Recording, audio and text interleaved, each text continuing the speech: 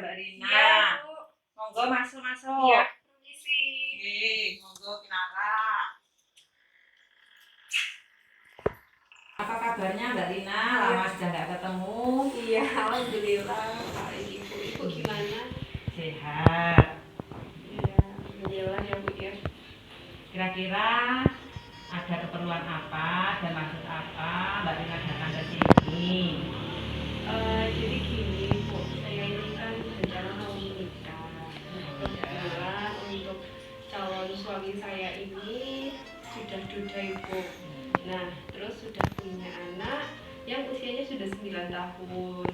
Nah, ada sedikit kendala gitu ketika calon suami saya ini berkomunikasi dengan mantan istrinya, karena kan nggak mungkin kalau untuk ada mantan anak adanya kan juga mantan suami, Ibu.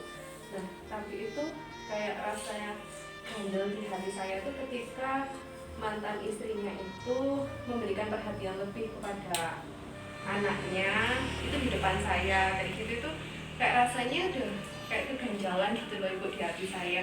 Terus juga ketika calon suami saya masih berkomunikasi dengan mantan istrinya kayak gitu, cuma itu saja, Bu, yang kayak bikin saya sedikit goyah gitu. Jadi boleh dikatakan Mbak Rina ini merasa cemburu kalau mantan istri calon suami Mbak Rina masih berhubungan atau masih berkomunikasi dengan mantan calon suami Mbak Rina. Iya.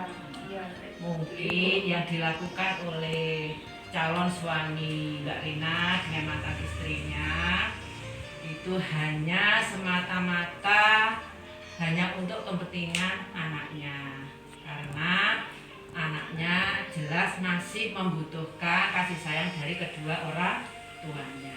Jadi Mbak Rina juga harus bisa mengerti kondisi dari kondisi dari calon suami Mbak Rina dengan anaknya. Itu ya Mbak Rina ya. Memang sebelum menikah Mbak Rina memang perlu ada beberapa hal yang harus Mbak Rina ketahui agar nanti setelah menikah tidak ada permasalahan yang akan menyebabkan keretakan di dalam rumah tangga Mbak Rina nanti. Mungkin yang pertama yaitu masalah saling mengenal. Jadi sebelum menikah itu calon suami istri harus saling mengenal kepribadian antara satu dengan satunya. Mbak Rina harus mengenal kepribadiannya lebih dulu dari calon suami juga mengenal lebih dulu kepribadian Mbak Rina. Begitu juga dengan hubungan dengan kedua orang tua dari Mbak Rina maupun dari orang tua calon suami Mbak Rina. Itu harus saling mengenal satu sama lain, ya. Ada pepatah yang mengatakan bahwa kalau nggak kenal maka nggak sayang. Itu ya. Kemudian yang kedua harus saling keterbukaan. Maksudnya apa? Di antara calon suami istri harus saling terbuka, harus saling mengutarakan kepribadiannya masing-masing, apakah itu kepribadiannya yang baik atau yang buruk. Nah, jadi masing-masing harus mengutarakan kelebihan dan kekurangannya. Dan kedua belah pihak antara calon suami istri itu harus bisa menerima kekurangan dan kelebihan masing-masing. Kemudian yang ketiga yaitu masalah komitmen. Itu tidak kalah pentingnya, yang harus diambil sebelum pernikahan dilaksanakan.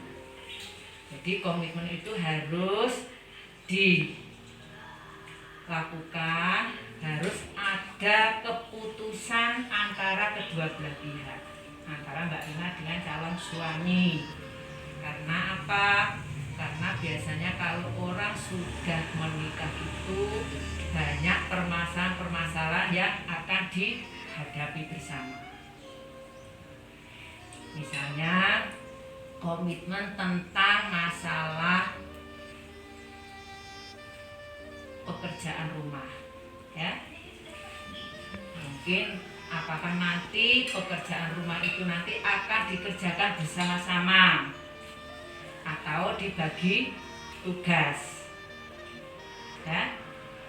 Kemudian merencanakan apakah setelah menikah nanti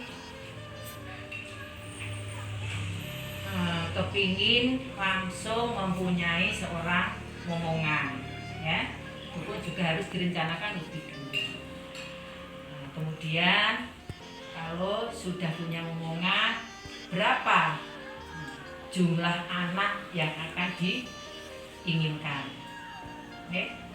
Itu juga harus direncanakan jauh-jauh sebelumnya. Kalau boleh tahu Mbak Rina, kira-kira nanti kalau Mbak Rina sudah menikah, apakah kepingin langsung punya momongan atau kepinginnya ditunda lebih dulu? Kalau rencananya sih pengennya langsung Ibu, karena ya pertama karena usia, terus yang kedua itu juga karena kan calon suami saya anaknya sudah usia 9 tahun gitu, sudah waktunya punya adik. Jadi memang rencana kita nggak ada program KB dulu, kita langsung. Kira-kira berapa anak yang diinginkan nanti? Kalau kemarin 2 Ibu. Oh, alhamdulillah, ya. Seperti programnya pemerintah sekarang, ya. Iya, betul. Jadi laki-laki maupun perempuan itu sama aja. Gini aja Mbak Rina, kalau memang nanti kepingin langsung punya momongan, kepingin hamil segera, nah mudah-mudahan dikabulkan oleh Allah. Tapi kami pesan ya Mbak Rina, jangan lupa karena sekarang masanya masa pandemi COVID-19, jadi tetap dilakukan prokes kesehatan, dan jangan lupa lagi dipenuhi tentang gizinya, ya, supaya ibu dan bayinya nanti sehat. Oke? Kalau gitu Mbak Rina, mudah-mudahan apa yang saya sampaikan ini tadi bisa memberikan pengetahuan kepada Mbak Rina, dan mudah-mudahan setelah dari sini nanti Mbak Rina bisa ngomong-ngomong dengan calon suaminya Mbak Rina, bisa mengambil keputusan yang terbaik, dan saya hanya bisa mendoakan semoga pernikahan Mbak Rina nanti bisa berjalan dengan lancar, bisa membentuk keluarga yang berkualitas dan keluarga yang sakinah mawaddah warahmah. Iya. Ya, kalau gitu ya saya pamit dulu Ibu ya. Sebelumnya saya juga terima kasih banyak Ibu sudah menyempatkan waktu. Saya juga sudah ngerepotin pagi-pagi harus ke sini.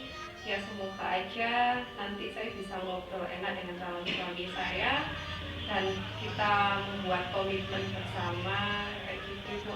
Dan saya memang lebih tenang karena sudah cerita kepada Ibu. Gitu. Sekali lagi maaf Ibu ya sudah merepotin, saya pamit dulu. Ya. Gak apa-apa Mbak Rina, monggo. Ya, saya pamit dulu Ibu ya. Iya. Terima kasih banyak. Ya, Assalamualaikum. Waalaikumsalam.